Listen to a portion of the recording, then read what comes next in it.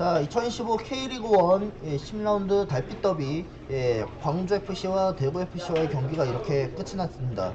일단 스코어는 2대1로 광주가 일단 승리하면서 승점 3점으로 일단 승점 13점으로 단숨에 또 3위로 올라왔는데, 일단 광주와 또 대구 같은 경우는 일단 전반전도 일단 무난했습니다. 근데 일단 전반전 봤을 때는 김경민 선수뿐만 아니라 김진호, 브루노, 변준수, 조성권, 오우성, 강희수, 주세종과 아사니, 헤이스, 최경록 선수가 일단 선발로 위치했었고, 근데 일단 중요한 거는 이정효 감독 때문에 이제 뭐 퇴장 명령으로 받아갔고, 일단 오늘 경기 봤을 때는 이제 전반전에서는 관중석에서 또 지켜보고 있고, 또 후반전에서도 계속해서 또 관중석에서 또 지켜봤는데, 근데 이정효 감독님도 솔직히 말해서 아쉬웠던 점이 있어요. 뭐냐면 이정효 감독님도 지난주에 그때 아시아 챔피언스 리그 뿐만 아니라 K리그에서도 심판 문제가 좀 생겨갖고, 그 때문에 감독은 일단 퇴장 명령을 받았기 때문에 더 이상 경기를 볼 수가 없어서 이제 또 관중석으로 또 넘어가서 또 지켜봤는데, 일단 오늘 경기가 좀 되게 초조했던 것으로 알고 있었거든요. 근데 오늘 일단 전반전에 봤을 때는 이정효 감독님도 솔직히 말해서 경기를 그 관중석에서 또 보고 있었는데 약간 좀 초조해진 느낌도 있었고, 약간 좀 불안해졌던 눈빛도 있었지만, 근데 솔직히 말해서 이정효 감독님이 솔직히 말해서 경기에서 좀 퇴장 안 받았으면은 그냥 벤치에서 좀 지켜봤어야 되는데, 지켜보기에도 좀 껄끄럽지만, 거기서 또 이제 감독이 그 때문에 뭐 심판 때문에 그 항의하다가 결국 퇴장 먹고 나서 그 항소심에서는 어떻게 나올지는 아직은 잘 모르겠지만, 일단 나중에 추후에 한번 결과 나오면 그때 한번 보도록 하겠습니다. 일단 전반전에 봤을 때는 강희수 선수가 오늘 선제골 넣고 나서, 또 이번에 전반전에 오우성 선수가 일단 추가골로 넣고 나서 좀 전반전 이제 추가 시간 3분에서 이제 또 2분 만에 또 추가골 넣고 나서 이제 광주가 이대로 좀 점수를 좀 더 페이스를 좀 유지해야 될 것 같구나 생각을 했고, 근데 오늘 아무래도 이제 전반전을 봤을 때는 광주 팬들은 오늘 경기에서는 뭐 그래도 괜찮았던 것 같거든요.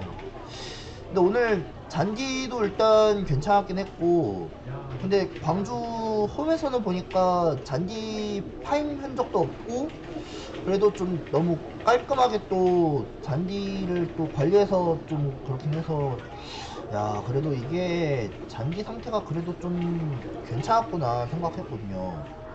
근데 솔직히 말해서 이번 경기를 봤을 때 광주가 그래도 잔디 상태는 양호하고, 그때 또 이제 경기장 보니까 한 오후쯤에 또 비가 왔었잖아요. 근데 이제 비 오는 관계에서 이제 잔디가 이제 또 물을 또 흡수하고, 그러니까 이제 잔디에서는 또 이제 물 뿌려져 있기 때문에 결국에는 뭐 스프링클러는 좀 필요가 없기 때문에 그냥 비가 와도 그냥 뭐 잔디는 그냥 알아서 물이 알아서 뭐 흡수해주니까 뭐 괜찮은 것 같긴 한데, 근데 뭐 그래도 뭐 선수들의 부상 염려가 좀 걱정될 수도 있기 때문에 그래도 좀 파인 것도 없고, 뭐 그냥 잔디 움푹 파인 흔적도 없긴 하지만, 거기 뭐 다른 경기장들 보면은 잔디 움푹 파인 흔적도 남아 있었잖아요. 근데 지금 광주 월드컵 경기장에서는 거의 뭐 흔적은 거의 없어요. 왜냐?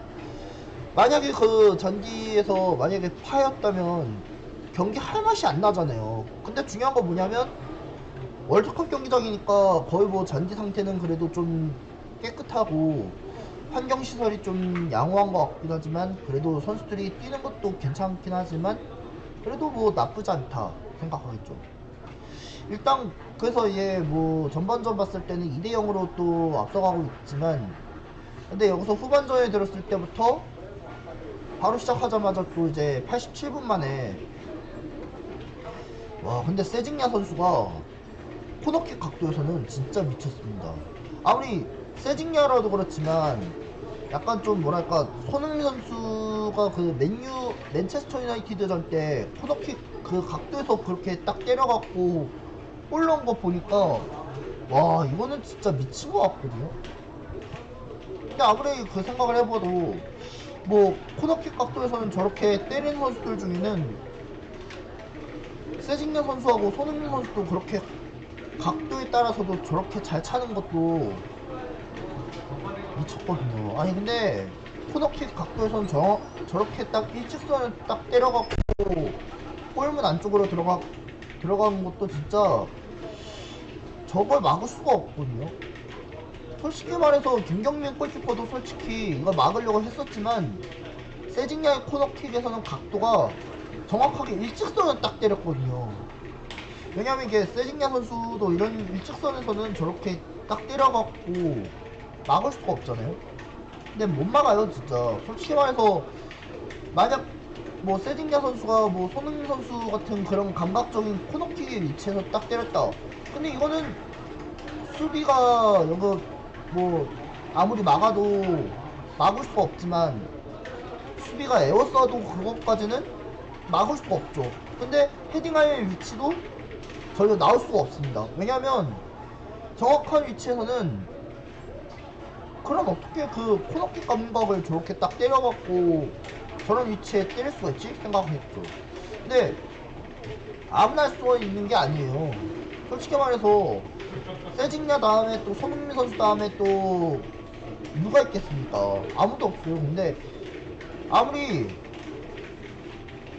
그런 코너킥 각도에서는 저렇게 때리는 거는 드나볼 것도 없어요. 진짜 넘사벽이에요. 넘사벽.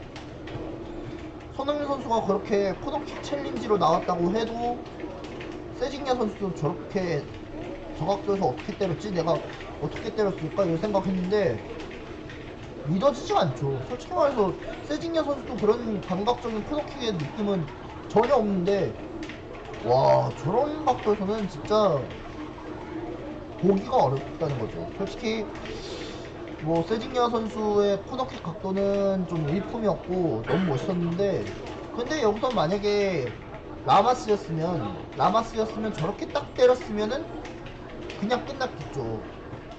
근데 오늘 경기를 봤을 때는 후반전을 봤을 때 라마스 선수가 오늘 동점골 기회는 좀 더 날려갖고 또 이제 이찬동 선수도 오늘 그 경기 끝나기 일부 직전에 경기 휘슬 불기 전에 그때 이찬동 선수가 강하게 왼발 슈팅을 정확하게 때렸는데마다 결국에는 무의미했고요.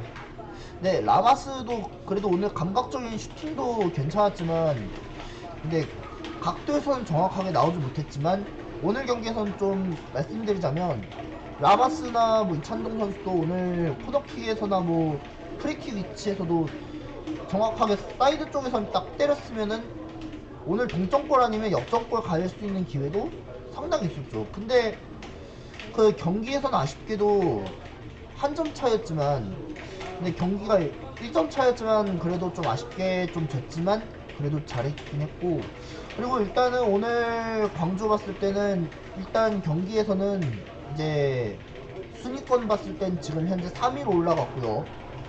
그리고 대구는 현재까지로서는 9위권에 또 머물렀기 때문에 이제 다음 경기가 좀 이제 복잡해질 것 같긴 하거든요. 일단 광주는 다음 경기가 이제 강원과의 또 원정 경기가 있고 대구는 일단 다음 경기는 이제 울산과의 또 홈에서 또 치르고 또 그 다음에 또 이제 대구는 이제 전북과의 원정 경기가 남아 있습니다.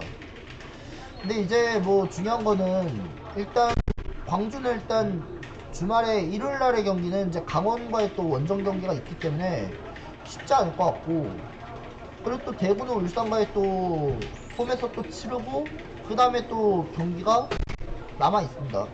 일단 광주는 이제 강원 원정 경기 끝나고 나서 이제 또 서울과의 또 원정 또 2연전이 있고 또 대구는 이제 전북과의 또 원정 경기 또 있기 때문에 쉽지 않을 것 같고요.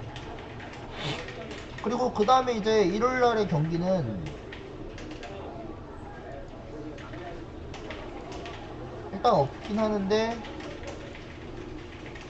아 맞다, 일요일날에 이제 대구는 또 전북 원정 경기 또 치르고 나서 또 그 다음에 이제 다음 경기 상대가 아무래도 이제 대구는